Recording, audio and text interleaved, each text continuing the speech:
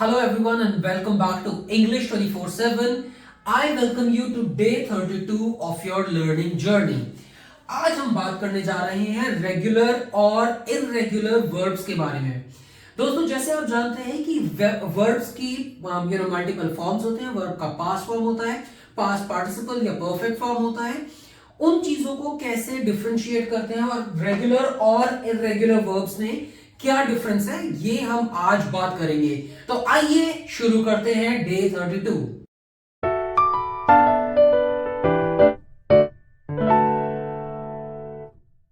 Day 32 में जैसे मैंने आपको बताया कि रेगुलर और इररेगुलर वर्ब्स के बारे में हम बात करने जा रहे हैं। तो रेगुलर वर्ब्स क्या होते हैं? जैसे कि हम लोग समझते हैं कि वर्ब की 3 डिफरेंट फॉर्म्स होती हैं और जो रेगुलर या जो कॉमन वर्ब्स हैं, जो नॉर्मल वर्ब्स हैं, उनके लिए अगर हम उनको प्रेजेंट से पास्ट में कन्वर्ट करते हैं तो यूजुअली डी या ईडी लगा के हम उसके फॉर्म चेंज कर सकते हैं। जैसे कि अगर हम एक वर्ब को लें, बेक, किसी चीज को बेक करना, उसकी जो पास्ट फॉर्म है that is baked and again baked.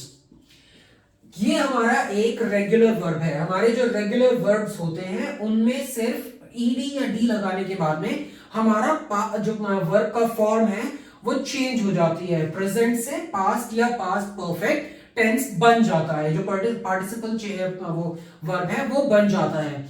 लेकिन हमारे बहुत सारे नाउन्स ऐसे, बहुत सारे वर्ब्स ऐसे होते हैं जो जो ये हमारा फॉर्मूला है इसको फॉलो नहीं करते, जो इससे डिविएट करते हैं। जैसे कि अगर हम एक एग्जांपल लें, अगर हम वर्ब की एक फॉर्म है बी, जो हमारी नॉर्मल वर्ब है, इसको हम अगर इसका पास्ट बनाना है तो बी के साथ डी या ईडी लगा के इसका पास्ट फॉर्म नहीं बन सकता। उसके लिए इसकी जो पास्ट फॉर्म होती है वो वॉज होती है। अगर इसकी परफेक्ट फॉर्म की हम बात करें या पास्ट पार्टिसिपल की बात करें, सो ये वॉज या वर। और अगर हम इसके पास्ट ये परफेक्ट फॉर्म की बात करें तो इट वुड बिकम बीन। ये इसीलिए क्योंकि ये इस फॉर्मूला को बिल्कुल भी फॉलो नहीं करते।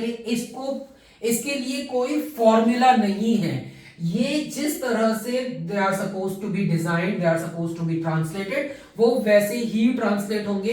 इसके लिए कोई स्टैंडर्ड फॉर्मूला नहीं है और यही इररेगुलरिटी है इनके अंदर में, जिसकी वजह से हम इनको इररेगुलर वर्ब्स बोलते हैं। और दोस्तों, हजारों एग्जांपल्स हैं, इसीलिए इन सबको याद करना एकदम से आसान नहीं होता। इन सबको आप प्रैक्टिस के साथ धीरे धीरे करते करते यूज कर सकते हैं। जैसे एक बहुत कॉमन वर्ब हमारा है गो।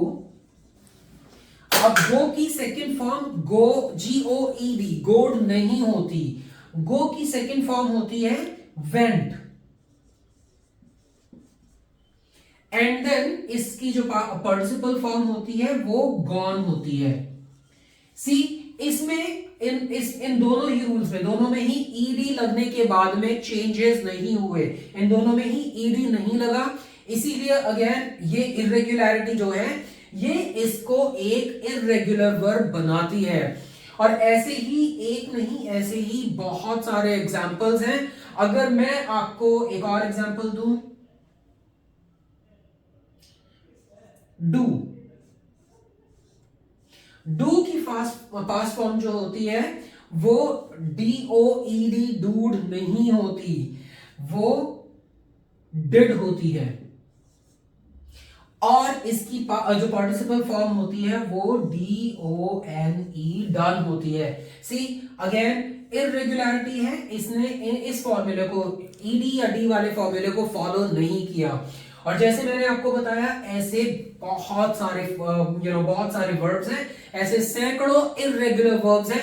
इसीलिए इसका, क्योंकि इसमें कोई फॉर्मूला नहीं काम करता, there is no standard formula जिसको आप फॉर्मूला को याद करके इन सबको बना सकें। ये आपको प्रैक्टिस के साथ में याद करने पड़ेंगे। अगर हम एक बात करें, एक और वर्ब ले लेते हैं, टेक। टेक की पास्ट फॉर्म जो होती है टुक। और अगर हम इसकी थर्ड फॉर्म की बात करें, टेकन। आई एम श्योर आप उनमें से बहुत सारे लोगों ने मूवी देखी होगी टेकन। सो ये जो अगेन इसमें भी हमारा ये अगर हम एक नॉर्मल फॉर्मूला होता तो TAKED, टेक, लेकिन वो नहीं है अगेन, क्योंकि ये एक इररेगुलर वर्ब है। ये इररेगुलरिटी इंग्लिश में बहुत बार आती है, इसीलिए इसको आपको प्रैक्टिस बहुत करना पड़ेगा। और जैसे मैंने आपको बताया कि आपको प्रैक्टिस करना पड़ेगा, और क्योंकि हमारे पास में ऐसे सैकड़ों एग्जांपल्स हैं, इसीलिए एक वीडियो में उन सबको कवर करना पॉसिबल नहीं होगा। आपको ये जो वर्ब है ये इररेगुलर है, लेकिन आपको रेगुलरली प्रैक्टिस करना पड़ेगा, तभी आपको सारे के सारे इररेगुलर वर्ब जो हैं वो याद हो पाएंगे। Keep practicing, the more you practice the easier it becomes for you. आप लोगों के लिए तभी आसान होगा जब आप इसको रोज रोज प्रैक्टिस करते रहेंगे। जैसे मैंने आपको बताया बहुत सारे ये वर्ब्स हैं ऐसे, इसीलिए मैं बहुत सारे शॉर्ट वीडियोस बनाऊंगा जो आपको देखने हैं, जिनको प्रैक्टिस करने के बाद में आपको तभी समझ में आएगा, तभी आपको वो याद रहेंगे। So stay tuned with English 24/7, we'll be back soon.